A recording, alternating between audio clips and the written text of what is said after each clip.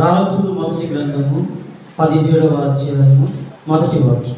ఎవరి సన్నిధిని నేను నిలబడి ఉన్నానో, ఇశ్రాయేలీయుల దేవుడునైనా ఆ యెహోవా జీవము తోడు, నా మాట ప్రకారము గాక ఈ సంవత్సరములలో మంచైనను వర్షమైనను పడదని ప్రకటించెను. దేవుని సన్నిధిని మనం ఎక్కువగా ప్రేమించాలి. దేవుని సన్నిధి కంటే ఈ లోకంలో శ్రేష్టమైనది ఏది లేదు. మీ సన్నిధి కన్నా మిన్నైనది విశ్వమంతరికిన ఏమీ ఉండదు.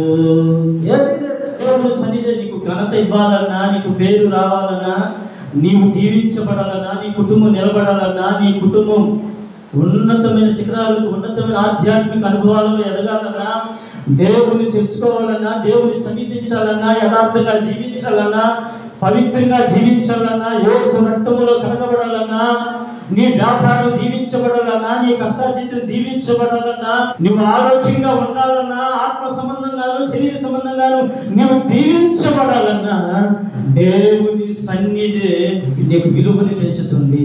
జీవము కలిగిన దేవుని సంఘములో నేను నిలిచి ఉన్నాను, కానీ దేవుని సన్నిధిలో నిలిచి ఉండే భాగ్యం అందరికీ రాదని, అందరికీ దక్కదని.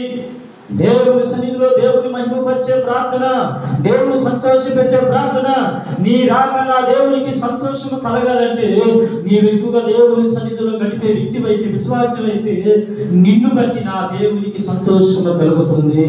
దేవుని సన్నిధిలో ఎక్కువగా గడుపుదుముగాక. అది నిజమైన ఆరాధన. దేవుని మందిరానికి వచ్చి మనకు తెలిసిన ఆరాధన ఏంటి తెలుసా?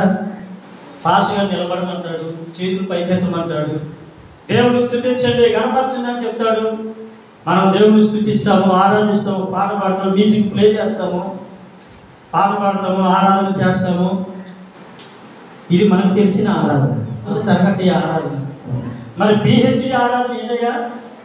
నీ కుటుంబంలో గుండెలు పగిలిపోయే సంఘటనలు జరిగినా, క్లిష్టమైన పరిస్థితిలో ఉన్నా, నువ్వు రానంతగా సమస్యలను బంధించినా అవన్నీ తెంచుకొని, కత్తలు తెంచుకొని దేవుని కొరకు బంధకాలన్నీ తెంచుకొని వస్తావే, వచ్చి నువ్వు దేవుని మహిమపరుస్తావే, అదే నిజమైన ఆరాధన. దేవునికి స్తోత్రం. హల్లెలూయా.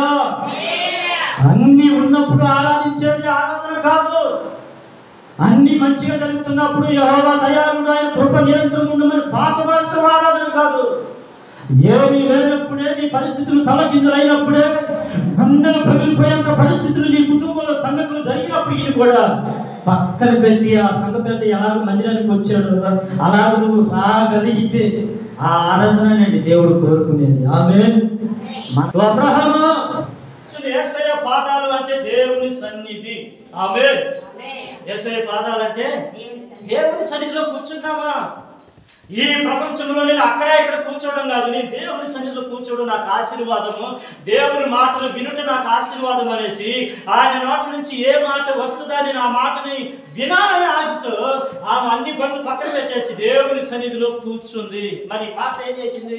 కిచెన్ రూమ్లో పోయి ఆ సామాన్లు పడి సంపలు బట్టి, ఓ మరియా నా కోసం చేసుకుంటున్నానా ఈ వంట? యేసయ్య కొరకే కదా నేను చేసేది. అందుకు ప్రభువు మార్తా మార్తా నీ అనేకమైన పని విషయంలో విచారము కలిగి ఉన్నావు, అవసరమైనది ఒకటే, మరియు ఉత్తమమైన దాన్ని ఎన్నుకొనెను, అది ఆమె ఎదురు నుంచి తీసివేయబడదు. మార్తా యేసు కొరకు చేస్తుంది, మరియా యేసుతో ఉంది. మరి ఈమె ఏ తప్పు చేసింది? దేవుడి కొరకే కదా చేసింది, దేవుని ఆత్మను తీర్చడానికే కదా, మంచి పనే కదా చేసేది. కానీ ఆమె పరిచర్యని దేవుడు అంగీకరించలేదు. ఎందుకు అంటే యేసు కొరకు చేస్తుంది. యేసు కొరకు మనం ఎన్నైనా చేస్తాం ఈ లోకంలో. పాట పాడతాము, వాక్యం చెబుతాము, అలాగే సాక్ష్యం చెప్తాము, ఆ పరిచర్య చేస్తాము, కూడా దేవుడి కొరకు చేసే కార్యాలు. కానీ యేసుతో చేసే కార్యాలు ఏంటి తెలుసా? నీవు ఏదైనా ఒక పని చేయాలంటే ఇది దేవుని చిత్తమా కాదా, నేను పలానా ప్రాంతానికి వెళ్ళాలంటే నేను అక్కడికి వెళితే దేవుని చిత్తమా కాదా, నేను ఈ మాట పలానా వ్యక్తితో మాట్లాడాలి అంటే నేను మాట్లాడొచ్చా, ఇది దేవుని చిత్తమేనా కాదా, నేను ఒక పని ప్రారంభించాలి అంటే ఇది దైవ చిత్తమా కాదా, ప్రతిదీ కూడా దేవుని ఆలోచన తెలుసుకొని, ప్రతిదీ కూడా దేవుని నడిపింపు తెలుసుకొని మనం ముందుకు వెళ్ళినప్పుడే ఆ పరిచర్యని, ఆ యొక్క జీవితాన్ని దేవుడు అంగీకరిస్తాడు. అన్ని చేసిందని దేవుని కొరకే చేస్తుంది. ఈరోజు నువ్వు దేవుని మందిరానికి వచ్చిన నీవు దేవుని పిల్లల నీ పాట కానీ, నీ సాక్ష్యము కానీ, నీ ఆరాధన కానీ, ఒకవేళ నీ కానుక కానీ దేవుడు అంగీకరించకపోతే నీకు ఎంత బాధ. ఒకసారి ఆలోచించండి. అంగీకరించే విధముగా మన యొక్క జీవితం ఉండునుగాక. కయ్యూరు బలిపీఠం సిద్ధపరిచి, రాళ్ళు సిద్ధపరిచి, కడ్డీలు సిద్ధపరిచి, బలికి సంబంధించిన వస్తువులు సిద్ధపరిచి అన్నీ రెడీ చేశారు. కానీ కయ్యూరు బలి దేవుడు రిజెక్ట్ చేసి పడేశాడు. ఆయన ఆరాధన అంగీకరించలేదు, ఆయన పరిచర్యని అంగీకరించలేదు దేవుడు. ఆదికాండం 4వ అధ్యాయం 4వ వచనం, కయ్యూరును లక్ష్య పెట్టలేదు, ఆయన అర్పణ కూడా లక్ష్య పెట్టలేదు. దేవుడు ఏం కోరుకుంటున్నాడయా మన నుండి అంటే నీ హృదయాన్ని కోరుకుంటున్నాడు. ఆమేన్. నీ దేవుని కొరకే చేశాడు కయ్యూరు. ఎవరి కోసం చేశాడు? దేవుని కొరకే చేశాడు. దేవుని కొరకు ఏం చేశాడు? రాళ్ళు వేర్చాడు, కట్టెలు వేర్చాడు, బలికి సంబంధించిన వస్తువులని సిద్ధపరిచాడు. ఎవరి కోసం చేశాడు? దేవుని కొరకే. మరి దేవుని కొరకు చేసినప్పుడు దేవుడు ఎందుకు అంగీకరించలేదు? దేవుడు ఎందుకు ఆయన ఆరాధన రిజెక్ట్ చేసి పడేశాడు? ఆయన ప్రార్థన ఎందుకు రిజెక్ట్ చేసి పడేశాడు? ఆయన కానుక ఎందుకు రిజెక్ట్ చేసి పడేశాడు? దేవుని కొరకే కదా చేసింది. హృదయము నిండిన దాన్ని బట్టి నోరు మాట్లాడుతుంది. చెప్పండి. ఇప్పుడు దేశాల్లో మటన్ ఉందనుకో, గంటకి ఏమొస్తుంది? సాంబార్ ఉందనుకో, గంటకి ఏమొస్తుంది? సాంబార్. ఇంకో కూర వస్తుంది, గంటలో ఎవరు వస్తుంది కూర. అంటే కొండలో ఏది ఉంటే అదే గంటకి వచ్చేస్తుంది. అదే మన హృదయంలో ఏముంటే అదే బయటికి వచ్చేస్తుంది. ఇప్పుడు కయ్యూరు హృదయం చెడిపోయింది. దేవా, ఇంత మంచిది ఇవ్వాలా దేవునికి అనేసి ఏం చేశాడు ఆయన? ఆల్రెడీ హృదయము చెడిపోయింది కనుక క్రియలు కూడా చెడిపోయింది. శ్రేష్టమైన వాటిలో ప్రవీణ వాటిని, ప్రథమ పుట్టినటువంటి వాటిని, తొలుచూలు వాటిని తీసుకొచ్చి దేవునికి శ్రేష్టమైనది. ఎందుకంటే దేవుడు శ్రేష్టమైన వాడు, ఆయన రాజ్యం శ్రేష్టమైనది, ఆయన దేవదూతలు శ్రేష్టమైన వారు, ఆయన ఆరాధించేవారు శ్రేష్టమైన వారు, ఆయనకి ఇచ్చాడు కూడా శ్రేష్టమైనదిగా ఉండాలని శ్రేష్టమైనది దేవుడికి ఇచ్చాడు. స్తోత్రం. శ్రేష్టమైనది ఇచ్చాడు కనుక ఆయన శ్రేష్టంగానే ఆశీర్వదించాడు. దేవుడిని అంటే ఇచ్చేవాళ్ళది ముఖ్యం కాదు, ఎలాంటి మనసుతో మనం ఇచ్చామన్నదే ముఖ్యం. నువ్వు ఎంతసేపు దేవుని సన్నిధిలో కూర్చున్నావన్నదే ముఖ్యం కాదు, ఎంతసేపు మనసారా దేవుని వాక్యం విన్నావన్నదే ముఖ్యం. నువ్వు ఎంతసేపు ప్రార్థన చేసావన్నది ముఖ్యం కాదు, కానీ చేసిన కొద్దిసేపు అయినా మనస్ఫూర్తిగా దేవుడు అంగీకరించే విధముగా మన ప్రార్థన ఉందా లేదా అన్నదే ముఖ్యం. ప్రతిదీ కూడా క్యాల్కులేట్ చేస్తాడు దేవుడు, ప్రతిదీ కూడా త్రాసులో పెట్టి చూసే దేవుడు. దేవుడు తీర్పు తీర్చక ముందే, దేవుని న్యాయ తీర్పు ఎదుట నువ్వు నిలబడక ముందే నిన్ను నీవే దేవుని వాక్యం ఎదుట నిలబడి నీకు నీవే సరి చేసుకున్నట్లయితే రేపు దేవుని న్యాయ తీర్పులో నువ్వు నిలబడవలసిన అవసరము లేదు. ఆమేన్. అందుకనే మనం ఎవరిని మోసం చేయడానికి మనం ఇక్కడ రాలేదు, ఎవరిని ఉద్ధరించడానికి మనం ఇక్కడ ఆరాధనకు రాలేదు, కానీ ఇక్కడ నిన్ను నీవే కట్టుకోవడానికి, నీ జీవితాన్ని కట్టుకోవడానికి, నీ భవిష్యత్తు నిలబెట్టుకోవడానికి, దేవుని రాకడలు ఎత్తబడగలిగిన ఒక యోగ్యమైన జీవితాన్ని సంపాదించుకోవడానికి, యోగ్యమైన ఆత్మీయ అనుభవాన్ని సంపాదించుకోవడానికి దేవుని సన్నిధి నీకు చాలా ప్రాముఖ్యమైనది. ఆమేన్. నేను తలుపు వద్ద నిలుచుండి తట్టుచున్నాను, ఎవడైనను నా స్వరముని విని తలుపు తీసిన ఎడల.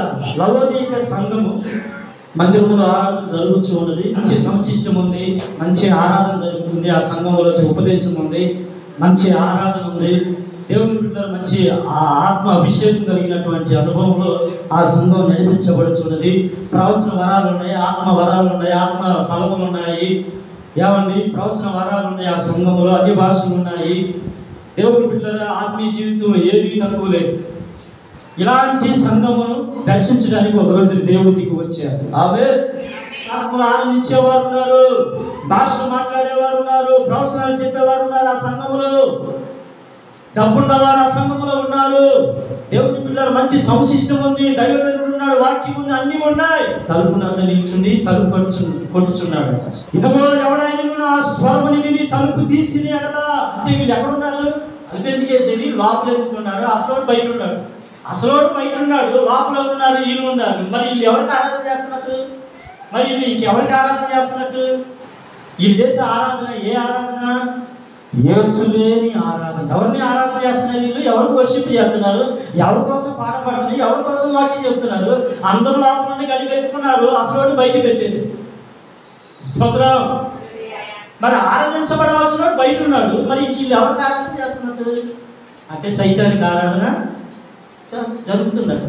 ఇక్కడ ఎందుకు ఇక్కడ యేసయ్య బయట పెట్టారంటే వీళ్ళకి దేవుని నడిపింపు అవసరం లేదు. చెప్పండి, దేవుని నడిపింపు, సేవకుల నడిపింపు వీరికి అవసరం లేదు. అందుకే ఆయన బయట పెట్టారు, గడి పెట్టుకొని ఆరాధన చేస్తున్నారు. యేసయ్యా స్తోత్రం, నువ్వే దయాళుడు, నువ్వే కృప కలిగిన దేవుడు, నువ్వు మంచి దేవుడు.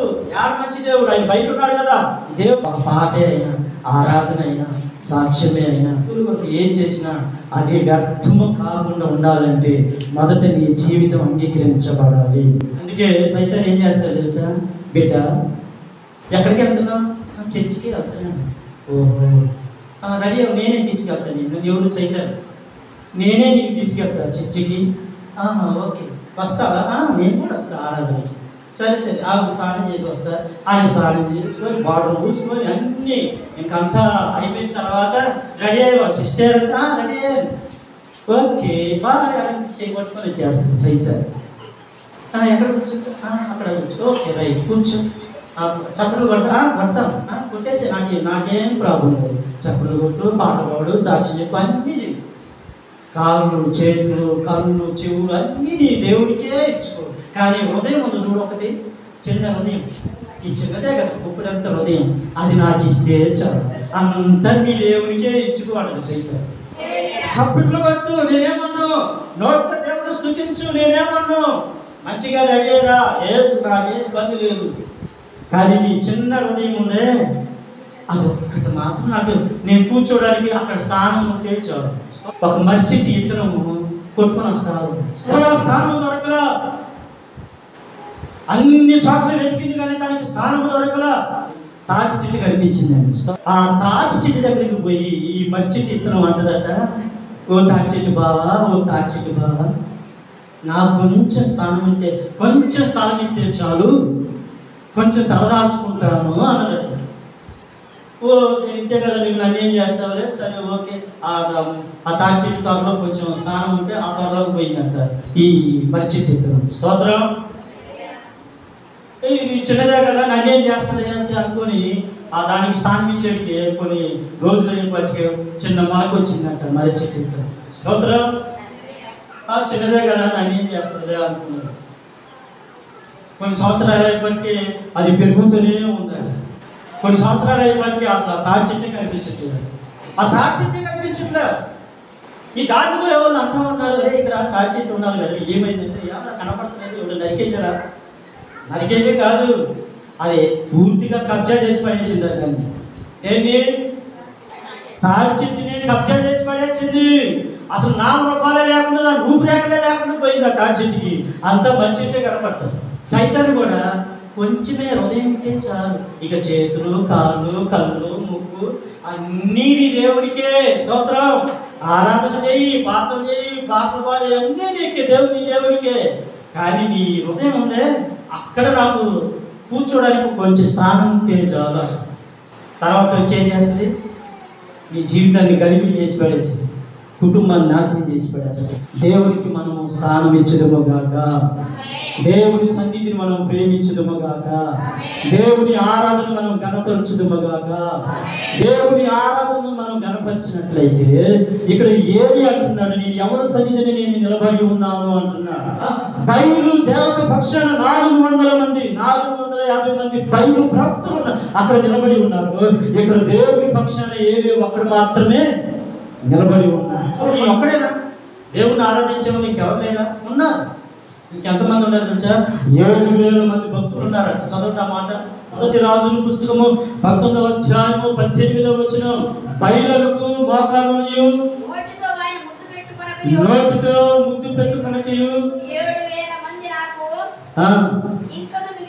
చూసారండి, బయలు దేవతకు మొరక్కకుండా, నమస్కరించకుండా, పూజించకుండా, మోకాలు వంచకుండా, ఆ నోటితో ఒప్పుకొనకుండా ఇంకా ఎంతమంది దేవుణ్ణి యెహోవాను ఆరాధించే వాళ్ళు ఎంతమంది ఉన్నారంటే ఇంకా 7,000 మంది ఉన్నారు. మరి ఏలియా నిలబడ్డప్పుడు ఏలియా పక్షాన ఈ 7,000 మంది వెళ్ళిపోయారు. బ్యాచ్ ఎలాంటి బ్యాచ్ తెలుసా? ఓ ఏలియా, నువ్వు ప్రార్థన చేసినప్పుడు అగ్ని కురిసింది అనుకో, అప్పుడు మేము మీ పక్షాన వస్తాం. ఒకవేళ నువ్వు ప్రార్థన చేసినప్పుడు అగ్ని కురవలేదనుకో, ఆ బయలు దేవతలు, ఆ బయలు ప్రవక్తలు మమ్మల్ని చంపేస్తారు. అందుకే మేము దూరంగా నిలబడి చూస్తూ ఉంటాం. నీ ప్రార్థన ఆలకించినప్పుడు మీ పక్షాన వస్తాం, వారి ప్రార్థన ఆలకిస్తే అటు జంప్ అయిపోతాం. అంటే ఇది ఏ బ్యాచ్? నువ్వు పడవ మీద బ్యాచ్ అనమాట. అటు చల్లగా ఉండదు, ఇటు వెచ్చగా నిర్లక్ష్య స్థితిలో ఉండే బ్యాచ్ అనమాట. ఎలాంటి జీవితం చేస్తున్నారంటే అటు లోకం కావాలా, ఇటు దేవుడు, అటు లోక పక్షులు కావాలా, ఇటు దేవుని కార్యాలు కావాలి, అటు సినిమా పాటలు కావాలి, ఇటు దేవుని పాటలు కావాలి, అటు దేవుని కార్యాలు కావాలి, ఇటు లోక సంబంధమైన కార్యాల్లో పాల్గొనాలి. ఎట్లా ఉంది? అనేక మంది జీవితాలు, 2 జీవితాలు, 2 నడకలు, 2 ఆలోచనలు, 2 మాటలు, 2 తలంపులు, 2 ఉద్దేశాలు. అందుకే వేరే వాళ్ళు గద్దిస్తున్నాడు, మీరు ఎన్నాళ్ళు మట్టుకు 2 తలంపుల మధ్య అటు ఇటు కొట్టబడుతున్నారు, 2 తలంపుల మధ్య కొట్టబడుతున్నారంట. వారు ఉంటే అటన్నా ఉండదని, లేదా ఇటైనా ఉన్నని గద్దిస్తున్నాడు ఏలియా. దేవుడి బిడ్డ మనం చేసే భక్తి ఎలాంటిది? బ్రతికిన కొద్ది కాలమైనా, తినడానికి తిండి, కట్టుబడులు బట్టని, ఉండడానికి నివాసం లేకపోయినా, చెట్టు కింద ఉండి ఊరు గుడిసెలో ఉన్నాయన గంజి నీళ్ళు తాగి యేసయ్యని ఇక్కడ కన్ను మూస్తే పరలోకంలో కన్ను తెరవగలిగిన అభిషేకం మనం పొందుకొనుదుగాక. ఆమేన్, హల్లెలూయా. నిజమైన ఆరాధన ఏమిటయ్యా అంటే, నువ్వు ఏదో అన్నీ మంచుకున్నప్పుడు వచ్చి దేవుని స్తుతించేది కాదు. నీకు ఈ పరిస్థితులు అనుకూలంగా లేనప్పుడు, గుండెలు పగిలిపోయే పరిస్థితులు నీ కుటుంబంలో జరిగినప్పటికీ కూడా అవన్నీ పక్కన పెట్టి నువ్వు గుండె నుండి ఆ బాధను మిగుకొని దేవుని స్తుతిస్తూ దేవుని ఆరాధిస్తావే, అలాంటి ఆరాధన కోసం పరలోకంలో జరుగుతున్న ఆరాధన కూడా విడిచిపెట్టి నీ ఆరాధన కావాలనుకున్న దేవుడి దిగి వస్తాడు.